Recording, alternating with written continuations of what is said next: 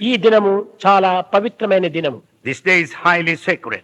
ఈ దినము లోపల మనం ఎన్ని రకమైనటువంటి యొక్క భావములు ఉండినప్పటికీ ఒక్క రాత్రి అయినా కూడా మనము నిశ్చింతగా దైవ చింతన చేసినప్పుడు ఎంతైనా మనం సాధించడానికి అవకాశం ఉంటుంటుంది. There may be a number of thoughts agitating, but yet if you spend this night in a sacred way, సర్వేంద్రియములు కూడా నువ్వు భగవంతుని వైపు మరల్చడానికి ఒట్టి చక్కని అవకాశం ఇది. it is a scope that gives you to direct the senses towards God.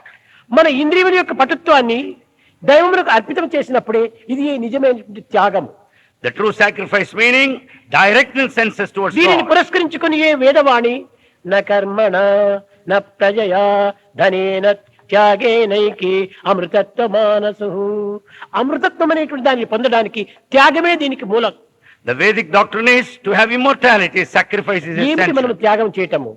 What is it? We are not sacrificing. ధర్మను త్యాగం చేయటమా, Is it money లేక గృహమును త్యాగం చేయటమా, or the house లేక భూమిని త్యాగం చేయటమా?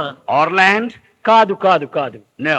మన యొక్క ఇంద్రియములను త్యాగం చేయటం. We have to sacrifice our senses.